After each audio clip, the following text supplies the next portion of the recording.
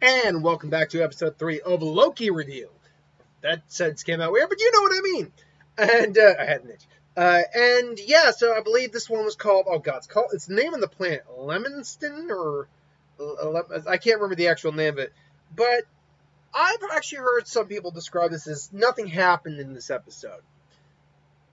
And thinking on it throughout the day, I don't agree with that, but I can see where it could be implied nothing happened. Basically, I mean, obviously, if you're watching it, you've seen the episode, so we're gonna basically just go into it. I actually like the idea that they're stuck together. That Loki, that the way to get them back to wherever they need to go, TVA, whatever, needs charging, and they need to work together because this gives us insight into Sylvie, Lady Loki. And we obviously got a big reveal near the end that's going to have some huge ramifications for the rest of the series. But really, I like the interaction between these characters. It's clear that while they're both Loki, but obviously, technically speaking, our Loki is the true Loki from Thailand that's supposed to happen. And Sylvie is a very, very strong variant, like a very big variant. So I do like the dynamic, and it's not just back and forth like cat and mouse doing. There is very slowly to / quickly a level of respect that is quickly formed with them. They both acknowledge that they're both skilled in what they do. They actually have a conversation about relationships. I did actually really appreciate the fact that Loki basically came out and said he was bisexual. Like, he's had relationships with both men and women, but nothing that ever stuck. It wasn't real or anything lasting, as they kind of spoke about. But that's a huge thing. I've seen a lot of people really. Excuse me, one second. I'm just adjusting. That's good. That's better. I've been seeing a lot of people online talking about that. It's like, yeah, Loki is I think the first openly bisexual character.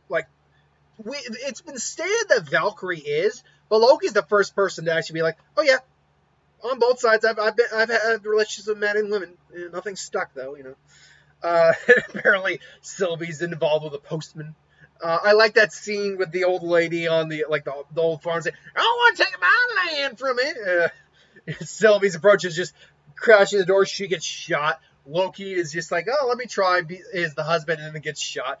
Oh, was that a girl? I was like, "Shut up, shut up." And even I'm like, he got farther than you did, so maybe not talk and try to talk too much smack. The action was fun. We did see, we first off got a better idea of what her plan was. We still don't know the full scope of what she's intending to do. And she did drop the big hint, or the big reveal, about a part of the time variance. And I mean, I like the fact that this whole place is just being, blown out. They're trying to escape this apocalypse, and my girlfriend and I were both like, oh, because it stopped on a serious cliffhanger. But that said, really what we want to talk about here is twofold. What is her ultimate plan? Now, it was clear that messing up Thailand was not her true plan. It was just to get as many TVA agents out of there so she could actually go and storm the TVA. And I like that scene where she tries to use her magic, not realizing that it wasn't going to work, which tells us she's actually never been to the TVA before. They're all variants. We'll talk about that next. She's actually never been to the TVA, which I was suspicious about that when we saw the opening, where she was in a memory and the agent she was, enchanting was remembering something that really didn't seem to have much to do with the TVA itself. So I'm like, okay, something's off here. And then I was wondering, me and my girlfriend were wondering, if she did in fact enchant Loki, and this whole episode was in his head, this giant enchantment scenario. But then he broke the device. I'm like, okay, yeah, that's not going to happen in the enchantment scenario. It's real. But, so we still don't, we know she wants to get to the timekeepers, whatever or whoever they may be. We know she wants to get, because that's where that gold door apparently is, because we know from the credits from thinking of someone, there's a level you're not allowed to go to. So whatever that level is, it holds a big secret. Maybe the timekeepers are even there. But the more important thing we learned, the more important thing that we learned that's a ramification for the entire series, is that all the time, or at least according to her, and she could be lying, obviously, but we have no real reason to believe she's lying about that. Especially the way she says, like, they're all variants like us. Didn't you know that? Is that, yeah, all the members of the TVA, at least the soldiers and the, Owen Wilson's characters, I can't remember what he does, but all of them, they're all variants that were plucked from their timeline, which is why when we see the ones she kidnapped be like, I want to go home. It's like, that's like something was off about that when I saw it. Like, it's real. That line too. It's what's real. What is real? So it's interesting because this is going to be a big thing for Owen Wilson's character, and I have a feeling Loki's going to pick up on how to use the enchantment thing, and that's how he's going to snap Owen Wilson out of it.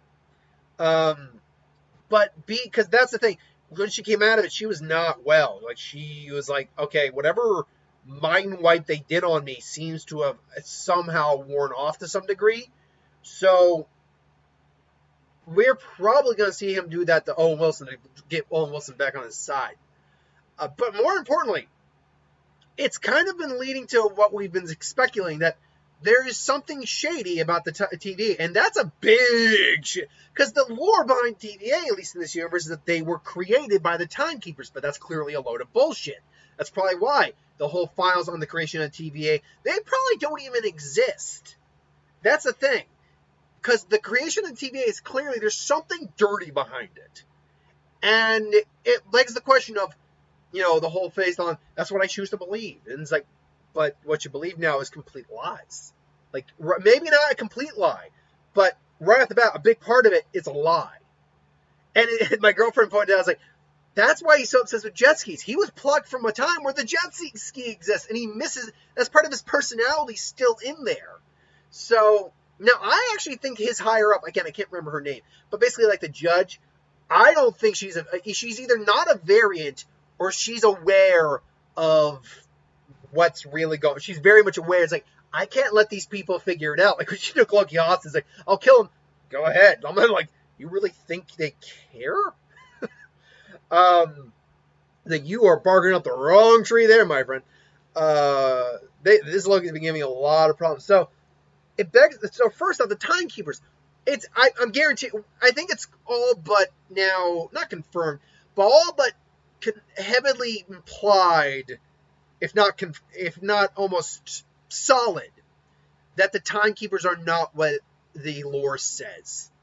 That the Timekeepers are not these omnipotent time gods. That there's something very important about the Timekeepers that people don't or should not supposed to know. Now, a lot of people have been theorizing Kang may show up in here because Kang is, Kang the Conqueror is a time traveler, and TVA deal with time. And he's had in the comics, he had run-ins and problems with the TVA. But a lot of people are theorizing, is Kang is one of the Time Lords, Kang? Because one of them looked like it, and I didn't think so. And after looking at it, I'm like, I don't think that's the case. Otherwise, they'd be really altering his origin. But what if he, because this seems to be a Wizard of Oz scenario where the curtain's starting to be unveiled and the truth is starting to come out. What if he is the only Time Lord? No, I keep saying Time Lord. What if he's the only one of them? What if it's just him and he's bending the sacred timeline to his will so things work out only for him? But that would beg the question then, where did he come from? How did he get this position? Why, ultimately? I mean, why is just, for his own benefit.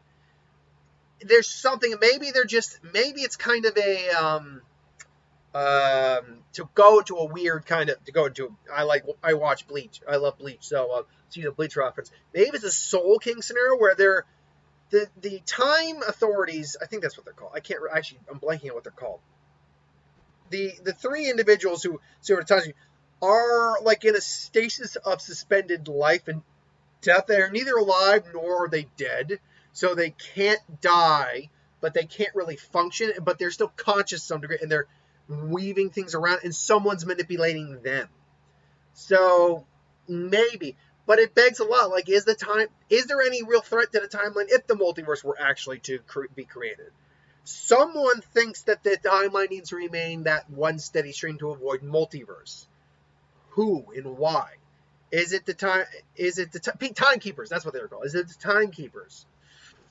I'm starting to doubt more and more about the time. I'm almost positive we're gonna meet the timekeepers in whatever form they take. But I don't think they're gonna be like they're not gonna be these gods, these time gods, if you will.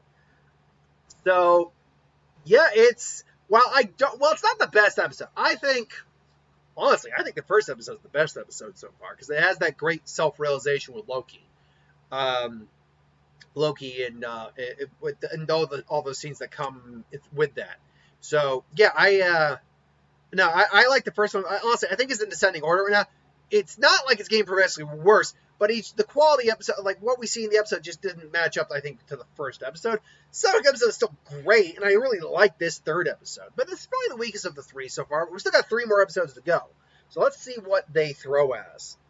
But until then, what did you think of this episode? Let me know in the comments below. But thanks for watching. Hope you enjoyed. Like, comment, share, subscribe. As always, if you want us to review something, put the comments below. Let us know. We'll do a review at some point. Hit that bell if you want to be notified. I'll be back tomorrow with Who Would Win and Fast 9 review. I still got the what if that I got to do today, but because I got home early, I can actually do this instead of, getting home late. I mean, like, I got to do the video. No, it's all good. So anyway, I'll be back in a little bit with what if. Thanks for watching. See you later.